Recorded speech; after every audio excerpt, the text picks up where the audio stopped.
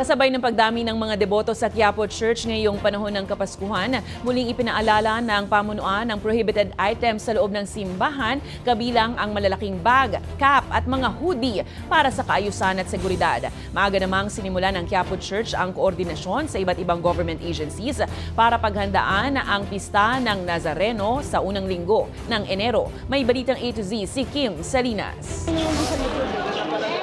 Siksikan talaga, hindi ka na makagalaw. Dami ng tao.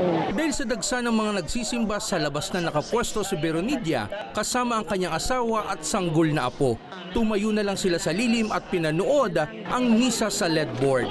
Aniya, ganito talaga ang dagsa ng tao mula ngayong panahon ng Kapaskuhan hanggang sa pista ng Nazareno sa Enero. Malata na rin po namin, tuwing Biyernes, Linggo, ganun.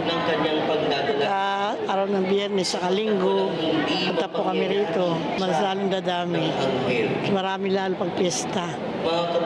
Pesta ng Nazareno. Si Ami naman, kasama pa ang kanyang 4 na anak at hindi alintana ang init at siksikan. Aniya, kaunting sakripisyo lang ito basta't maipagdasal lang ang kanyang bunsong anak na may karamdaman. Hindi ko na po dinadama yung hirap pag nagsisimba po ako kasi para naman po yun sa aming mga anak ko. Kaya lang, siyempre lagi ko nga pong kasama yung mga anak ko. Mahirap lang po pag yumalabas ng maraming tao.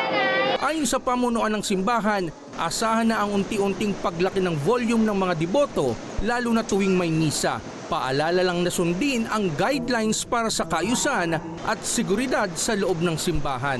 Sa loob po ng misa ay pinagbabawal ang pagkain.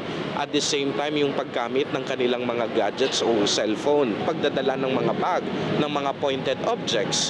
At the same time yung mga hoodie at mga cap, ipinagbabawal po ito para po sa ating seguridad. Ayon sa pamunuan ng Quiapo Church, maagang sinimula ng pakikipagpulong sa iba't ibang ahensya ng pamahalaan para paghandaan ang pista ng Nazareno. Paglalahad ng mga gawain para sa darating na Nazareno 2025 at mahigit 6 na buwan na po kaming naghahanda para dito. Kaya definitely may mga series of activities yon, ilalahad po namin at ibabahagi sa tamang panahon. Kabilang sa mga itatalaga sa kapistahan ng Poon ay mga kawani ng Manila Police District kasama ang mga volunteer doctors at nurses.